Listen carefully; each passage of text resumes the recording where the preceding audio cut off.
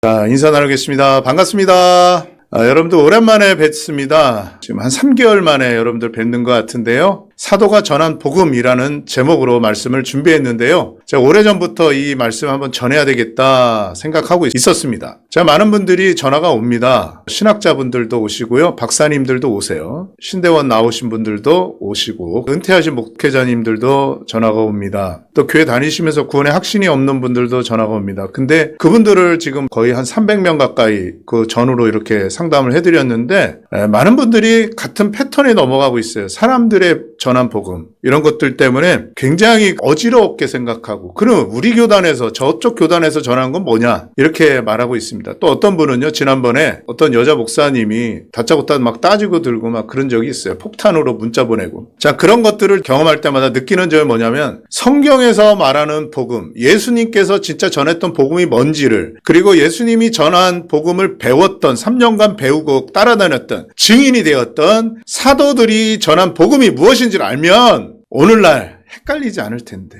이런 생각을 자연스럽게 하게 됐어요. 그래서 제가 사도가 전한 복음, 제가 오래전부터 준비를 하고 있었습니다. 책으로 내려고 책도 쓰고 있었고요. 그래서 오늘은 방송으로 먼저 한번 이 문제를 다루고 또 필요하다면 한번 더 다루고 넘어가려고 합니다. 자, 오늘날 복음을 상담을 해드리면요. 많은 분들이 고통을 당하고 있어요. 뭐라 그러냐면요. 어떤 게 진짜 복음인지 모르겠다고. 저쪽 교단에서는 주대심을 영접해야지 복음이라고, 진짜 구원받는 거라고 그러고, 저쪽에서는 요즘 유행하고 있는 부활복음을 들어야 구원이다. 부활복음을 안 들으면 그게 가짜야. 내가 이번에 구원받았어 하는 목회자님도 제가 상담을 해본 적이 있어요. 또 어떤 분은요, 구원파 복음. 복음을 시인했어도 자기네들한테 와서 다시 구원을 시인해야지 진짜 구원이라는 거예요. 그 구원파 복음입니다. 그 다음에 주님을 주류 영접해야지. 영접한 자 있냐 이거예요. 한 적이 없기 때문에 구원이 아니라고 하시는 분들도 있고. 또 인격적으로 만나야지 복음이다. 진짜 구원이다. 이런 분들도 있어요. 그러면 어린애들은 어떻게 구원받는 거예요 도대체? 그죠? 그 다음에 방언이 구원의 조건이다. 필수 조건이다. 구원받은 증거가 방언이다라고 말하는 교단이 있습니다. 정말 헷갈리게 어떤 하나를 자기가 마치 마케팅하는 것처럼 딱 잡아가지고 그것을 굉장히 강조합니다. 그래서 그것에 걸리는 사람들을 자기 교회로 끌어들여서 갑니다. 근데 이것이 정말 복음일까? 왜 생각을 해봐야 돼요. 자, 우리 고린도후서 4장 4절을 보겠습니다. 그 중에 이 세상 신이 믿지 아니하는 자들의 마음을 혼미케 하여 그리스도의 영광의 복음의 강체가 비치지 못하게 함이니 그리스도는 하나님의 형상이니라. 이 세상 신은 누구냐 하면은요, 이 사단 마귀를 말합니다. 공중의 권세 잡은 자죠. 이 자가 사람들의 마음을 혼미케 한다는 거예요. 어지럽게 만드는 거예요. 안 보이게 하고 흐리게 만드는 거예요. 그래서 하나님의 복음의 광채가 비춰지지 못하게 하는 거예요. 그래서 사단이 이것을 최우선 전략으로 삼고 있어요. 구원을 받으면 안 되니까, 주님에게 뺏기니까 사단이 아주 발버둥 치면서 하는 게 뭐냐면 첫 번째, 복음을 흐리게 만드는 거예요. 헷갈리게. 이 사단이 하는 방법이에요. 가짜를 많이 만들어 놓으면 진짜가 뭔지 모르는 거예요. 위조 지폐가 많이 있죠. 위조 지폐라는 것을 알려면은요, 위조 지폐를 연구해서는 절대 안 된다고 합니다. 위조 지폐가 위조 지폐인지를 알려면은요, 진짜를 알면은 금방 쉽게 안다는 거예요. 그러니까 마찬가지예요. 예수님이 전한 복음을 우리가 정확히 알면 저건 가짜구나 분명히 알게 되는 거예요. 오늘 그것을 좀 찾아보려고 합니다. 예수님이 전한 복음, 그것을 배워서 사도들이 전한 복음, 이것을 살펴보면서 성경이 말하는 복음이 뭔지를 말씀드리려고 합니다. 그럼 사도가 누구인지 생각을 해보겠습니다. 마태복음 28장 19절, 20절 말씀을 보시겠습니다. 그러므로 너희는 가서 모든 민족을 제자로 삼아 아버지와 아들과 성령의 이름으로 세례를 베풀고 내가 너희에게 분부한 모든 것을 가르쳐 지키게 하라. 볼지어다 내가 세상 끝날까지 너희와 항상 함께 있으리라 하시니라. 예수님이 승천하시기 직전에 제자들에게 하신 말씀이에요. 너희는, 제자들은 가서 모든 민족을 제자 삼으라는 거예요. 증인 되라는 거죠. 증인. 복음을 전하라는 거예요. 그리고 예수님이 사도들에게 전하여 가르쳐 준 것들을 가르쳐 지키게 하라는 거예요. 이 복음을, 가르침을, 예수님의 가르침을 누구한테 맡겼어요? 사도들에게 맡겼습니다. 그러니까 사도들은요, 3년 동안 예수님과 함께 다녔던 사람들이에요.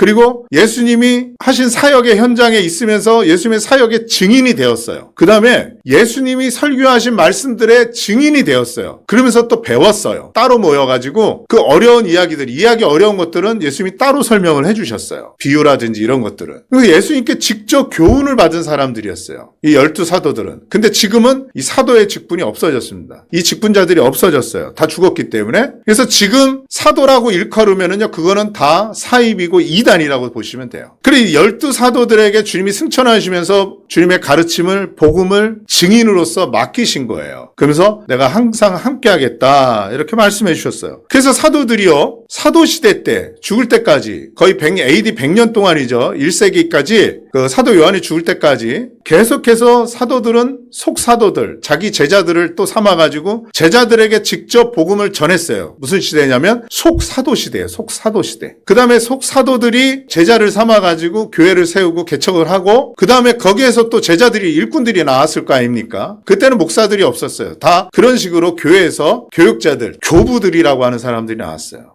속사도들의 제자들이죠. 이런 사람들이 많이 나왔습니다. 그러니까 사도들의 역할이 그만큼 중요하다는 거예요. 사도들에 의해서 속사도 시대, 사도들의 제자들, 그 다음에 사도들의 제자들의 또 제자들, 교부 시대까지. 그래서 이 정경이 이루어졌습니다. 그럼 사도들은 어떤 일을 했는지 우리 사도행전에서 한번 보겠습니다. 사도행전 1장 22절에서 항상 우리와 함께 다니던 사람 중에 하나를 세워 우리와 더불어 예수께서 부활하심을 증언할 사람이 되게 하여야 하리라 하거늘. 이게 그 가룟 유다가 12사도 중에 하나였는데 죽었죠. 그래서 결연됐어요. 그래서 마띠아를 선출하면서 한 말입니다. 사도들의 기준. 이게 사도다라고 기준을 잡아준 게 뭐냐면 예수님과 함께 항상 같이 다니던 사람이어야 되는 거예요. 예수님의 공생의 시작부터 해서 예수님의 사역, 기적 이런 것들 다 본 거예요. 그래서 그분이 하나님이시라는 것을 받고 그 말씀이 하나님으로부터 내려온 말씀이라는 것을 배운 사람들이에요. 그리고 뭐 떠났다 안 떠났다 이러면 안 돼. 항상 같이 다녔어야 돼. 그 다음에 예수님의 부활을 목격한 사람이어야 된다. 예수님이 십자가에 못 박혀서 죽은 걸 알았죠. 그리고 부활하신 것을 목격한, 예수님이 부활하셔서 사람들과 함께 다니셨죠. 40일 동안. 그러니까 예수님의 공생애를 다 보고 목격하고 증인으로 삼아도 무방한 그런 사람들이 누구냐? 바로 사도라는 것입니다.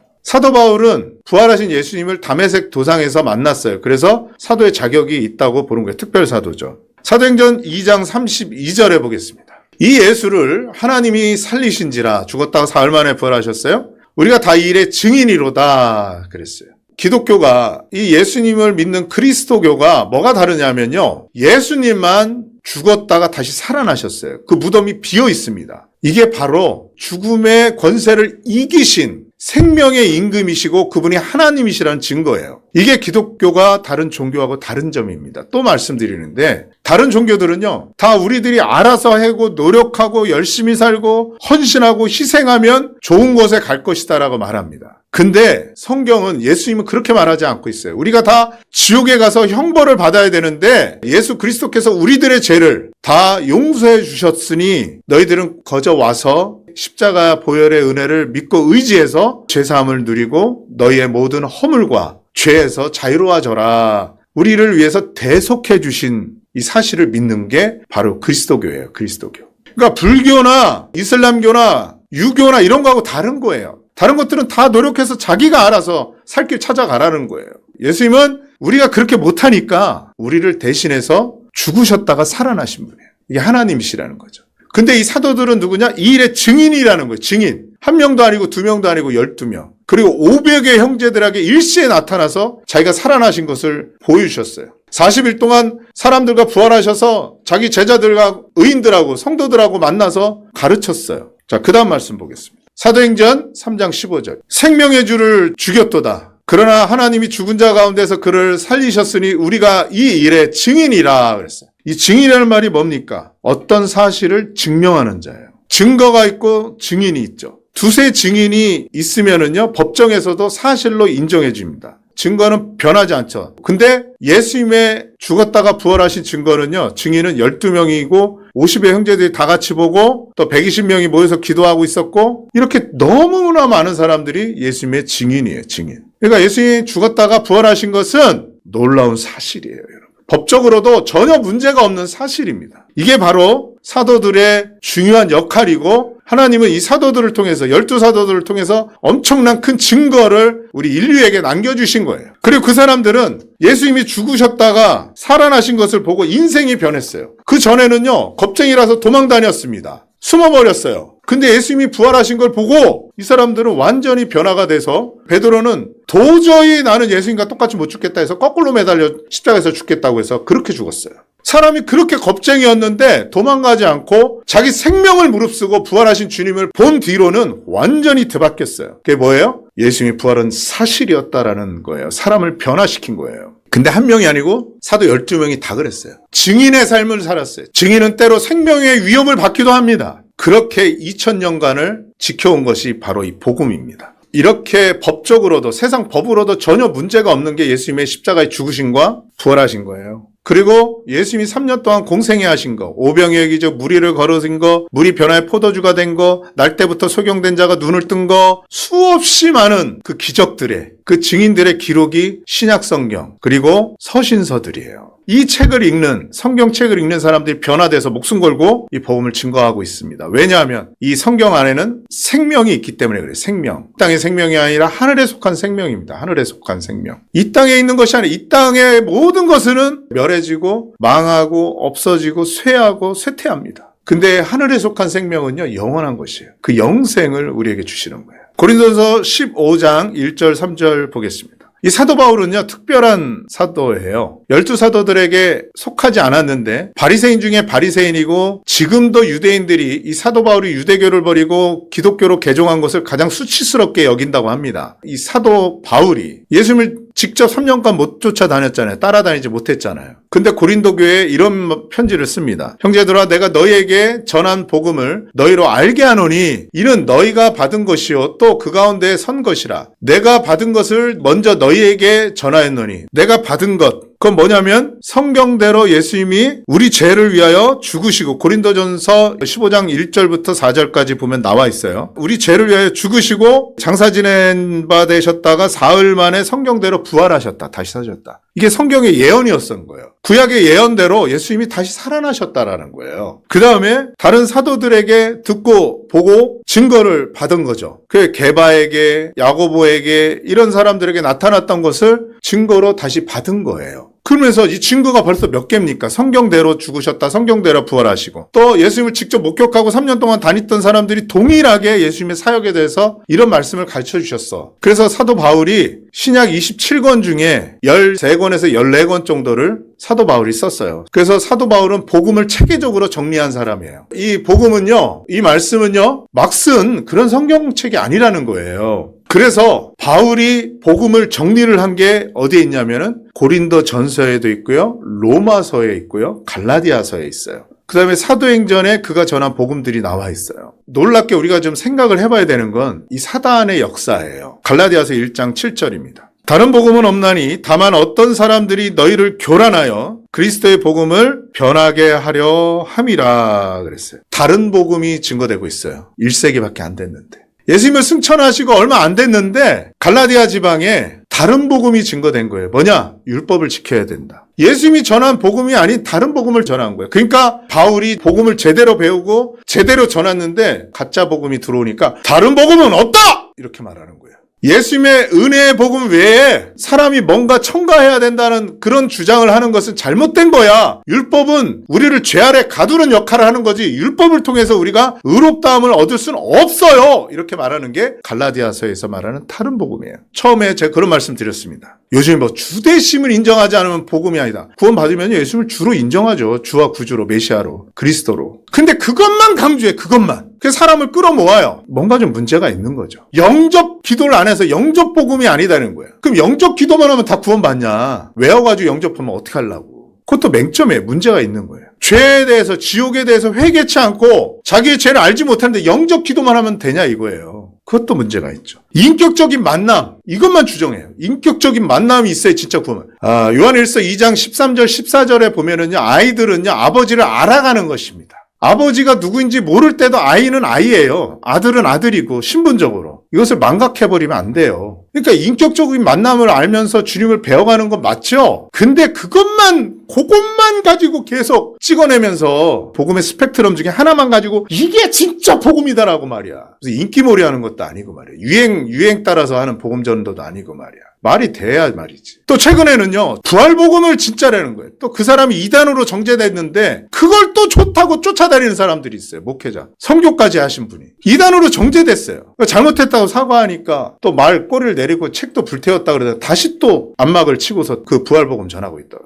또 이런 분이 있어요. 제가 이거 직접 들었는데 어떤 교회 사역자가 현 시대에는 은혜의 복음을 전하면 안 되는 시대랍니다. 성도들이 은혜만 강조하니까 성장하지 않고 그로 인해서 교회가 발전하지 않고 교회가 타락하고 성도들이 주님을 주로 섬기는 일을 안 하고 방탕하고 매일 놀러 다니고 안 되겠다는 거예요. 그래서 은혜만 전하면 안 되고 주대심을 강력하게 전해. 100% 주대심을 전해야 이게 복음이라는 거예요. 저는 그래서 직접 물어봤어요. 근데 그분은 언제 구원의 확신을 가졌냐 그러니까 은혜의 복음으로 구원의 확신을 가졌더라고요. 그럼 자기 복음도 구원받은 것도 뒤집어야 되는 거잖아요. 다른 복음입니다. 이런 것들. 사도들이요, 그 어떤 한 가지만 전하지 않았어요. 전체를 가지고 아울러서 진짜 복음의 순서와 알고리즘에 의해서 구원받고 거듭나서 성장하는 것에 대해서 하나씩 풀어줘서 가르친 거예요. 그 다음에 그 사람들에게 맞는 복음, 유대인들에게 필요한 복음, 이방인들에게 필요한 복음, 헬라인들에게 필요한 복음, 이것을 전하는 것이었어요. 고린도후서 11장 4절 또 비슷한 말씀이 있습니다. 만일 누가 가서 우리가 전파하지 아니한 다른 예수를 전파하거나 혹은 너희가 받지 아니한 다른 영을 받게 하거나 혹은 너희가 받지 아니한 다른 복음을 받게 할 때는 너희가 잘 용납하는구나 그랬어요. 다른 예수, 다른 영, 다른 복음을 전하는데 성경이 그러한가 생각해보고 판단을 해야 되잖아요. 근데 잘 용납한대. 왜 그럴까요? 사람을 따라가서 그래요. 사람을. 유행을 따라가고 그럴듯한 말에 포장된 것에 넘어가서 그래요. 성경을 근거로. 베레아 사람들이 왜 구원받는 역사가 많았냐? 성경이 날마다 그러한가 상고했다 그랬잖아요. 성경에 근거해서. 인간들의 특징이 뭐냐면요, 다른 복음을 전해주면 잘 용납합니다. 왜? 귀가 가려운데 긁어주거든요. 사람들은요, 튀는 거 좋아하잖아요. 다른 사람하고 뭔가 다른 거를 하는 거 있으면 주목받고 좋아하잖아요. 그러니까 어떤 걸 특별하게 주장하고 포장해가지고 그럴듯하게 해가지고 사람들을 몰고 다녀요. 사도행전 20장에 에베소 장로들한테 사도 바울이 고별사를 하면서 그 얘기하잖아요. 너희 중에서도 어그러진 말을 해서 자기를 쫓게 하려고 하는 사람들이 나타날 것이다. 너희 중에서. 자기를 따르는 사람들을 만드는 거예요. 그러니까 사람들이 다른 예수, 다른 복음, 다른 영을 증거하는데 잘 용납하는 겁니다. 친하다고 무조건 쫓아다니지 마세요. 친하다고. 잘 안다고 옛날부터 안다고 쫓아다니지 마세요. 그 사람이 말씀대로 안 하면 넘어지는 거죠. 제가 40년간 거듭나서 이렇게 생활하면서 제 자신부터도 그렇고요. 위선적일 때가 많이 있어요. 하나님은 의인은 없나니 하나도 없다 그랬어요. 모든 사람이 죄를 범했다 그랬어요. 하나님이 이 땅을 굽어 살펴보신 즉 의인은 없나니 한 명도 없다 그랬어요. 선을 행하는 자가 없다 그랬어요. 다 거짓되다 그랬어요. 거짓된 게 뭐예요? 겉과 속이 다른 거예요. 앞과 뒤가 다른 거예요. 화장실 들어갈 때하고 나올 때가 다른 거예요. 낮아졌을 때하고 높아졌을 때하고 다른 거예요. 유명하지 않을 때하고 유명해진 다음에가 다른 거예요. 헌금이 안 들어오고 후원자가 없을 때하고 후원자가 많아지고 높아지고 유명해진 다음에가 다른 거예요. 그래서 처음 사랑을 기억하라고, 찾으라고 책망하신 교회가 있잖아요. 인간은 다 거짓됩니다. 그러니까 사람을 따라가면 안 돼요. 그러니까 다른 복음, 다른 예수, 다른 영을 전하니까 잘 용납합니다. 이게 인간의 특징이에요. 죄인의 특징. 자, 그러면 사도들은 무슨 복음을 전했는지 우리 한번 살펴보겠습니다. 사도행전 8장 12절입니다. 빌립이 하나님 나라와 및 예수 그리스도의 이름에 관하여 전도함을 그들이 믿고 남녀가 다 세례를 받으니.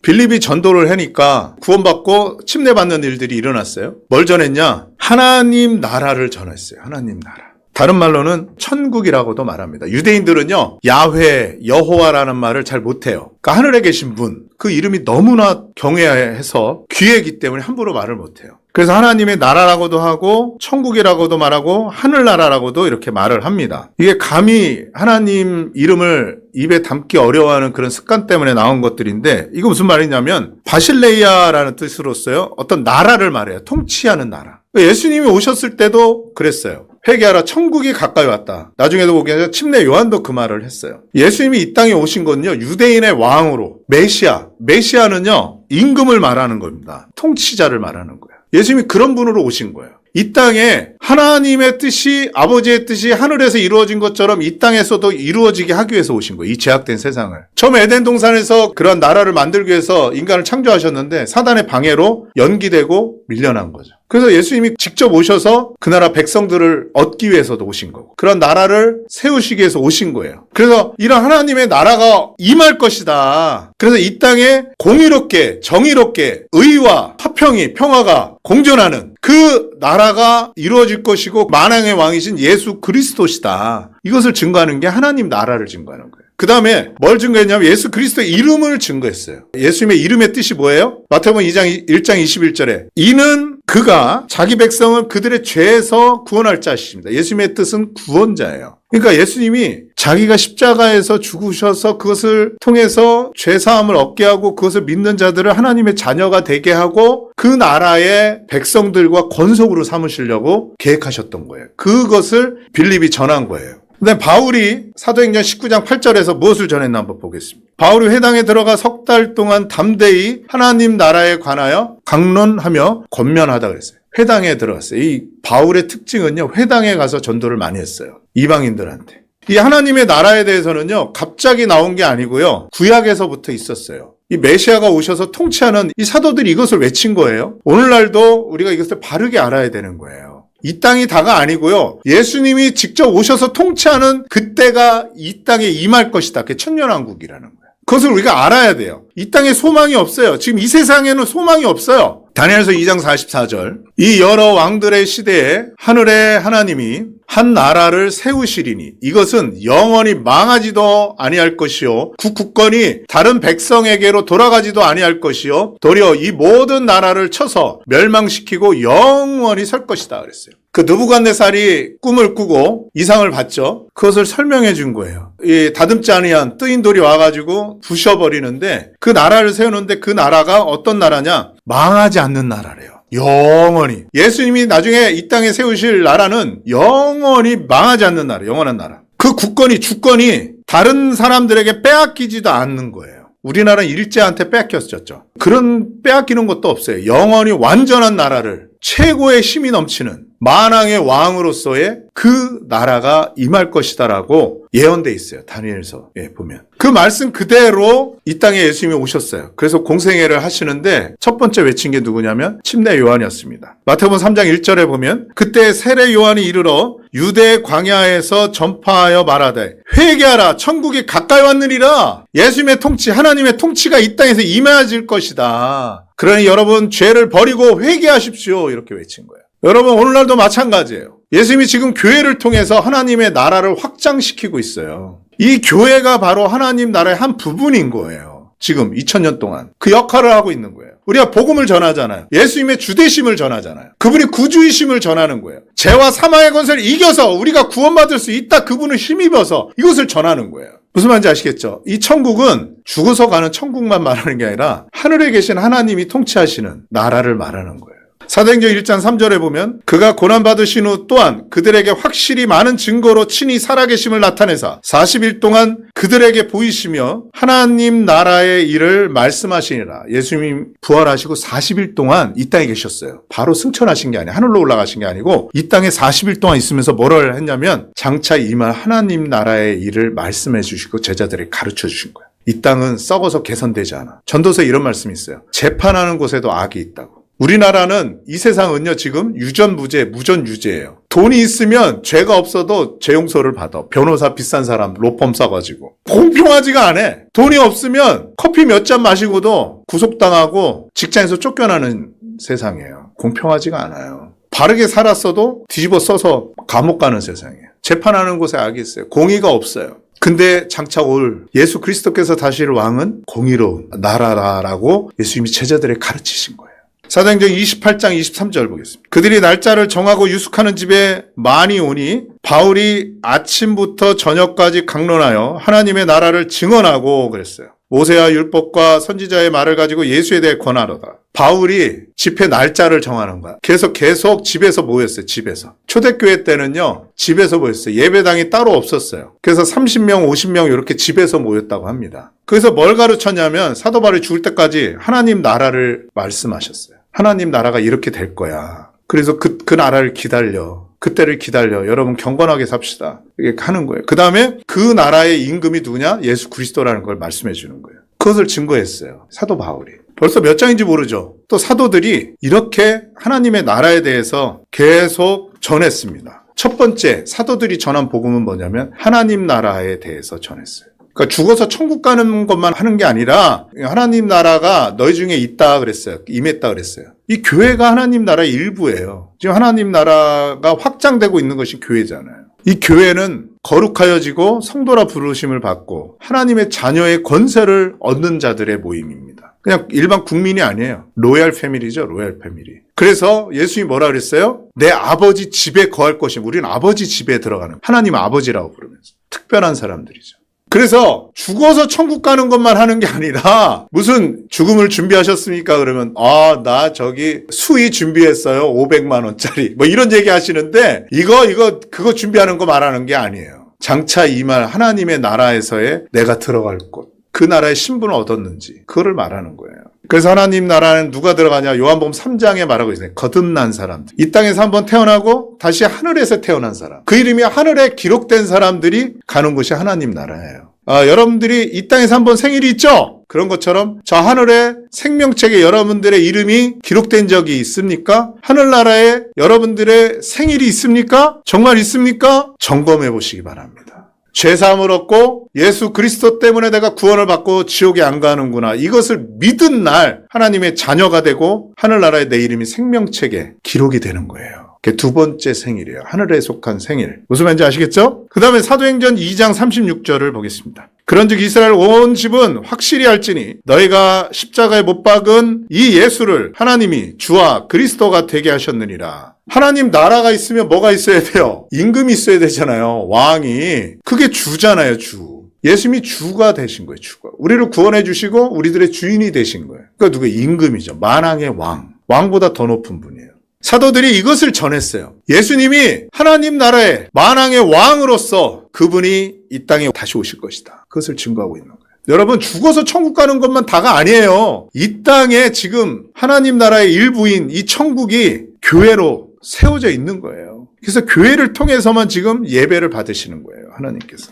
사도행전 5장 42절 보겠습니다. 그들이 날마다 성전에 있든지 집에 있든지 예수는 그리스도라고 가르치기와 전도하기를 그치지 아니했다 그랬어요. 초대교회에서 하는 일이에요. 예수가 그리스도 메시아다. 하나님 나라의 임금이다. 만왕의 왕이시다. 그분은 죽었다가 부활하셨어. 죽고 끝난 게 아니야. 공자 같지 않고 석가모니 같지 않고 마음에 타고 다 달라. 그 사람도 죽어서 끝났잖아. 근데 예수는 죽었다가 부활하신 하나님이셔. 생명의 임금이시고 생명을 창조하신 분이셔. 죽음이 그를 가두지 못해. 이것을 선포하는 거예요.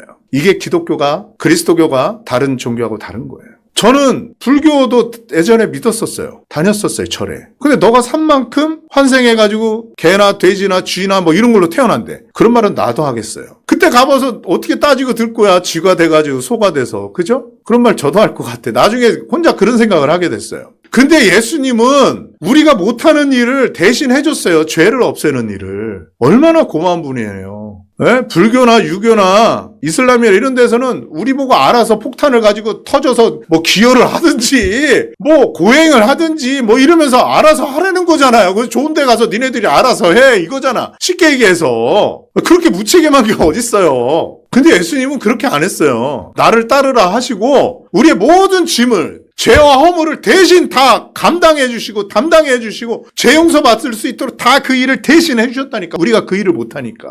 얼마나 고마운 분이에요. 그래서 그분이 우리의 왕이셔. 우리를 배반하지 않고 거짓말을 안 하시고 모든 권세를 갖고 계신 분이에요. 그분이 우리들의 주님이 되시고 구주가 되시는 거예요. 그것을 사도들이 외친 거예요.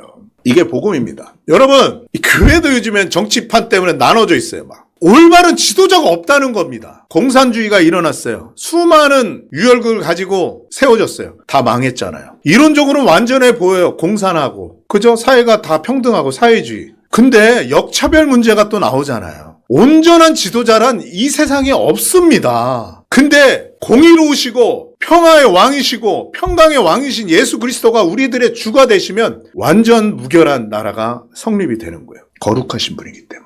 얼마나 기쁜 소식입니까, 이게. 그분이 우리들의 왕이 되시고 그분이 우리들의 주가 되신 게 얼마나 기쁜 소식이에요. 죽을 필요도 없고 전쟁에 나갈 필요도 없고 얼마나 기쁜 소식입니까? 하나님 나라가 우리한테 임한다는 게. 그분이 우리들의 주님이 되시고 왕이 되시고 구주가 되신다는 게 얼마나 놀라운 소식이에요. 그걸 전한 거예요. 그때 로마의 속박 아래 있었잖아요, 이스라엘 사람들이. 진짜 화평이 온다, 진짜 평화가 온다, 완전 무결한 능력 있는 분이 우리의 왕이 되신다, 그분이 바로 예수다, 이걸 전하는 거예요. 민주주의, 자유민주주의 좋습니까? 완전하지 않아요. 부패하잖아요, 부패. 사도행전 20장 21절에 보면은요, 유대인과 헬라인들에게 하나님께 대한 회개와 우리 주 예수 그리스도에 대한 믿음을 증언한 것이다 그랬어요. 유대인과 이번에 헬라인들에게 전도했어요. 뭘? 하나님께 대한 회개를 해라. 이 헬라인들이 왜 나오냐면은요, 이 바울은요 헬라인들에게 전도를 많이 했어요. 이스라엘 사람인데도 불구하고. 그 헬라 문화는 우상숭배, 음란한 문화들, 퇴폐적인 문화들이 가득 찼어요. 그래서 헬라 사람들조차도 그런 문화에 안 좋아했다고 합니다. 당연하죠. 로마도 그렇고 목욕 문화가 너무 발달해 음탕한 문화들이 많았잖아요. 잔인하고. 그런 것 때문에 망했는데, 그런 것에 대해서 아주 그 환멸을 세상의 환멸을 느꼈던, 세상의 쾌락에 대해서 환멸을 느낀 헬라인들이 많았어요. 근데 그 지혜롭다고 하는 헬라 철학 있잖아요. 헬라인들이 있는데 유대인들과 비교가 되는 거예요. 헬라인들은 더 더럽고 추잡하게 놀고 막 그러는데 이 유대인들은 가정 중심의 삶을 사는 거예요. 그리고 유일신이라는 야훼를 섬기는 거예요, 여호와를. 그러면서 날마다 성경을 강독하고 모여가지고 회당에서 성경을 가르치고, 근데 똑똑해. 아주 능력이 있어. 그리고 성결해. 아주 경건하게 생활해. 그러니까 헬라인들이 어떻게 관심이 많은 거야.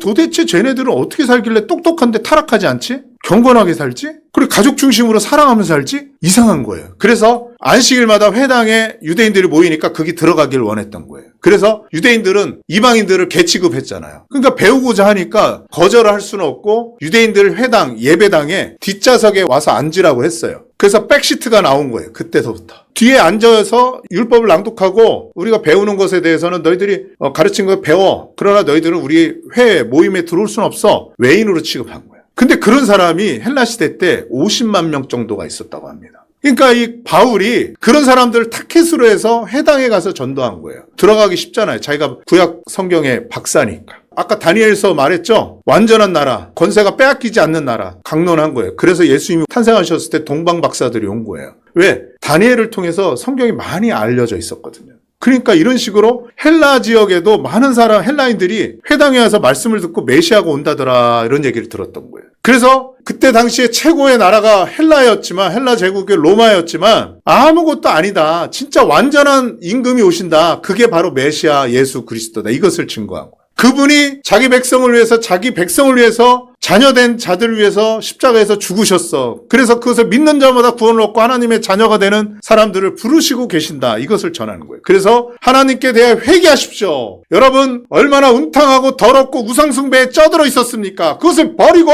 하나님께로 돌아오십시오. 메시아를 의지하십시오. 예수 그리스도가 당신들의 그 모든 죄를, 여러분들이 해결할 수 없는 그 죄를 다 대속하셨습니다. 십자가에서 죽으셨습니다. 그래서 부활하시고 잠자는 자들의 첫 열매로 일어나셔서 완전한 나라를 이루기 위해서 지금 하늘에서 준비하시고 곧 오십니다. 이 하나님의 나라에 대해서 증거한 거예요. 이게 기쁜 소식인 거예요. 그게 복음인 거예요. 그래서 죽어서 천국 간다라는 이상한, 우리나라에서만 전하는 이상한 복음이 아닌 그런 복음을 전하는 거예요. 온전한 나라, 완전한 나라, 하나님의 주권이 살아있는 나라, 공의로운 나라, 거룩한 나라, 인간들이 바라는 파라다이스, 완벽한 나라, 그 나라가 곧 올 것입니다. 그 나라의 임금이 바로 메시아 예수 그리스도이십니다. 사람들이 손에 죽였으나 그분이 죽은 것은 우리들의 죄를 위해서 죽은 것입니다. 여러분들의 죄가 다 그분의 피로 사해졌습니다. 여러분들 하나님께 대해서 회개하시고 우상숭배를 버리고 예수 그리스도께로 돌아오세요. 이렇게 외친 거예요. 그래서 로마에까지 소문이 나서 로마에 교회가 세워지고 그 지역에 교회들이 세워지기 시작한 거예요. 바울의 이 전도 전략이 성령님이 주신 지혜로 하신 거예요. 이미 그렇게 헬라 문화에 찌들어져 있던, 세상 쾌락에 찌들어져 있던, 환멸을 느꼈던 헬라인들이 50만 명이 있었답니다. 그런 사람들에게 이 하나님 나라에 대해서 예수 그리스도가 만왕의 왕이시고 만주의 주로서 오신다, 하나님 나라가 다시 임할 것이다 라고 외치는 거예요. 이 복음을 전했어요. 어떻게 하면 거듭나서 하나님 나라, 하나님의 자녀가 되는지, 백성이 되는지에 대해서 전한 것이죠. 사도행전 2장 30절에서 36절에 보면 이 예수를 하나님이 살리신지라 우리가 다 이 일의 증인이로다. 증인이 필요한 거예요. 증인이 많아야지 막 전파돼가지고 신속하게 파급력이 있을 거 아닙니까? 그죠? 하나님이 그렇게 사용하신 거예요. 하나님 나라에 대해서 전했고요. 부활을 하신 것에 대해 전했고요. 회개하라고 전했고요. 하나님 나라가 곧 임할 것이다라고 전했고요. 예수님이 주와 그리스도가 되셨다라고 전하고 있는 것이에요. 이게 중요합니다. 사도행전 20장 24절입니다. 바울 사도가 이런 고백을 했어요. 나의 달려갈 길과 주 예수께 받은 사명 곧 하나님의 은혜의 복음을 증언하는 일을 마치려 하면은 나의 생명조차 조금 더 귀한 것으로 여기지 아니하노라 그랬어요. 앞으로 나의 달려갈 길. 이 바울은 자기에 대해서 뭐라 그러냐면 교회를 위하여 받는 고난을 내 육체, 그리스도의 남은 고난으로 내 육체에 채운다 그랬어요. 그분은 그렇게 살았어요. 근데 예수님께 받은 사명이 있대요. 아마 이게 첫 번째 사명이 아닐까 생각해요. 하나님의 은혜의 복음을 전하는 거예요. 근데 이게 얼마나 귀하냐면요. 자기 목숨보다도 생명보다도 귀한 것으로 여겼다는 거예요. 바울이 목숨 걸고 전한 게요. 은혜의 복음이었어요. 자기 목숨보다 귀하게 여긴 게 은혜의 복음이었어요. 바울의 복음의 핵심은 갈라디아서에 잘 나타나 있습니다. 그게 은혜 복음이 나와 있어요. 은혜라는 말은 뭐냐면요. 사랑받을 자격이 없는 자에게 사랑을 베푸시는 하나님의 호의입니다. 우리는 사랑받을 자격이 없는 거예요. 누가 구원받냐? 우리는 의롭지 못하고 착하지 못하고 선을 행할 수 없고 하나님을 기쁘시게 할 수 없는 죄인이다라고 인정하는 사람들이 구원을 받아요. 이 은혜를 얻는 거예요. 나 배불러. 나 많이 배웠어. 착하게 살았어. 내가 이 정도 했으면 내가 욕먹을 짓 안 했잖아. 근데 왜 나한테 죄인이래? 이런 사람 구원 못 받아요. 거짓말 안 해보려고 한번 작정을 해보고 살아보세요. 우리는요. 아침에 일어나서부터 잘 때까지 계속 거짓말해요. 노력 한번 해보세요. 제가 어르신들 전도를 참 많이 했습니다. 노인정에 가서. 어르신들한테 전도를 많이 했어요. 구원받은 분들도 많이 계세요. 기뻐하시면서 돌아가신 분들이 많아요. 그분들이 다 뭐라는 줄 알아요? 제가 살아보니까 인간처럼 거짓말 잘하는 게 어딨어. 인간은 다 거짓말쟁이들이야. 죄 안 짓고 사는 인간 없어. 다 그래요. 다. 은혜란 하나님이 값없이 베푸시는 선물이에요. 사랑받을 자격이 없는데. 그래서 하나님은 아들도 아끼지 아니하시고 우리를 위해서 내어주신 거예요. 다른 종교는요, 다 뭐라 그랬어요? 너희들이 한 만큼 잘 해봐라. 잘 한 만큼 너희들이 좋은 데 갈 거다, 이거예요. 우리의 의의를 요구해요. 근데 그렇게 살 수 없어요, 우리는요. 성철 스님이 뭐라 그랬어요? 자기가 수많은 사람들을 속였다 그랬잖아요. 지옥에 가게 하고. 그게 양심의 고백입니다. 인간은 정말 더러워요. 얼마나 더러운지 몰라요. 겉과 속이 다르잖아요. 앞과 뒤가 다르고요. 아쉬워서 부탁할 때는 언젠데 부탁 다 끝나면 입 닫고 딱 뒤돌리는 거잖아요. 오죽했으면 검은 머리 짐승은 집에 들이면 안 된다잖아. 인간들은 겉과 속이 다 달라. 은혜도 모르고 그런 거예요. 그런 자들에게 은혜를, 자비를 베풀어 주시는 거예요. 이게 복음이에요. 근데 목회 좀 한다고 성도들 좀 있다고 지금은 은혜의 복음 전하면 안 된다. 주 대신 복음 강력하게 전해서 회개 철저하게 해서 변화되게 하고 나 그렇게 말씀하시는 분 보고 깜짝 놀랐어요. 다른 복음은 없습니다. 사도행전 20장 24절이 오늘 말씀의 핵심입니다. 사도들이 하나님 나라를 전했죠. 그 다음에 회개를 전했죠. 주님의 부활하심을 전했어요. 그 다음에 은혜의 복음을 전했어요. 은혜의 복음을. 은혜의 복음 안에 주대심도 있고 다 있는 거예요. 사도행전 14장 3절 4절 주께서 그들의 손으로 표적과 기사를 행하게 하여 주사 자기의 은혜의 말씀을 증언하게 하시니 은혜의 복음을 증언하게 하시니 은혜의 복음을 증거하게 하기 위해서 이게 하나님의 말씀이다라는 것을 증거해 주시기 위해서 표적과 기사를 사도들이 행하게 하신 거예요. 기적이 그래서 일어나는 거예요. 병 고치고 그런 게 그것만 보라는 게 아니라 하나님이 전하시는 복음이라는 것을 알게 해주시기 위해서 하나님의 능력이 나타나는 기적과 표적이 나타나게 해주신 거예요. 사도행전 15장 11절 보겠습니다. 우리는 그들이 우리와 동일하게 주 예수의 은혜로 구원받는 줄을 믿노라. 이방인들, 예루살렘 공회가 처음 있었죠? 그러면 유대인들이 율법도 믿어야 되고 할례도 받아야 된다라는 주장하는 사람도 있었어요. 그러니까 그게 아닙니다. 그 이방인들도 어떻게 구원받냐? 우리와 마찬가지로 주 예수의 은혜로 구원받는 거야. 율법으로 구원받는 게 아니라 행위로 구원받는 게 자기 의로 구원받는 게 아니라 은혜 플러스 행위가 아니라 은혜 플러스 율법이 아니라 은혜 플러스 자기 헌신이 아니라 오직 은혜의 복음인 거예요. 사도행전 13장 38절 39절 보고 마치도록 하겠습니다. 형제들아 너희가 할 것은 이분을 힘입어 죄사함을 너희에게 전하는 것이며 모든 일에도 이 사람을 힘입어 믿는 자마다 의롭다 하심을 얻는 것이다. 죄사함을 어떻게 받냐? 똑바로 살아서 아니에요. 예수님이 내 죄를 대속해 주셨다는 사실을 믿고 의지할 때 죄사함을 받는 거예요. 우리가 언제 어떻게 의롭게 되냐? 예수님 부활하신 주님을 믿고 의지할 때 나는 하나님의 자녀라는 것을, 하나님의 새 생명을 얻었다라는 것을 인정받게 되는 거예요. 이신칭이라고 하죠. 제가 지난 방송 전하고서요, 전화가 왔어요. 어떤 여자 목사님이. 왜 이렇게 복음을 전하니? 그럼 어떻게 복음을 전해요? 그랬어요. 행위가 변해야지 그게 구원받는 거지. 그거 가짜 복음이라고 막 그래요. 그래서 목사님 어디에서 공부하셨어요? 그러니까 대꾸를 못해.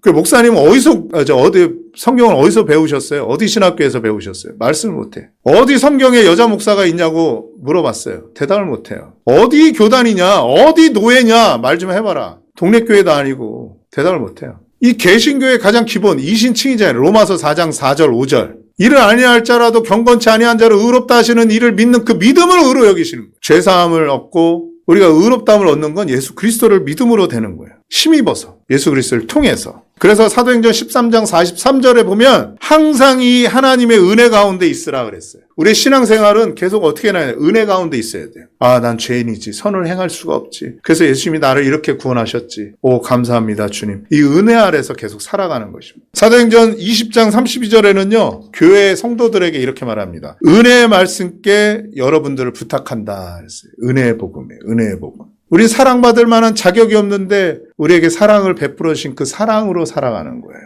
요한일서 4장 16절에 하나님이 우리를 사랑하시는 사랑을 우리가 알았다. 그게 은혜라는 거예요. 은혜. 사도가 전한 복음이 뭐라고요? 은혜의 복음이에요. 그래서 회개하라고 외치는 거예요. 이 은혜 아래로 돌아와라. 자기 고집을 버리고 자기 생각을 버리고 생명수의 근원 되시는 하나님 앞으로 돌아와라. 이렇게 회개하라고 외치는 거예요. 사도들을 통해서 증언하게 하시고 하나님 나라에 대해서 전했고요. 부활에 대해서 전했어요. 사도들이. 그리고 그분이 하나님 나라의 주와 구주가 되셨다고 전하고 있어요. 그리고 우리가 어떻게 하나님 나라에 들어가냐? 은혜의 복음으로 하나님 나라에 들어갈 수 있다. 복음을 은혜의 복음을 전한 거예요. 이렇게 하나님 다 완성해 주셨으니까 여러분들이 스스로 노력해서 뭔가 하려고 하지 말고 생수의 근원되는 여호와 하나님을 버렸으니 그분에게로 돌아와라, 회개하라 이렇게 외치고 있는 게 사도들의 복음이었습니다. 자, 여러분들 잠깐 기도하시는 시간 갖도록 하겠습니다.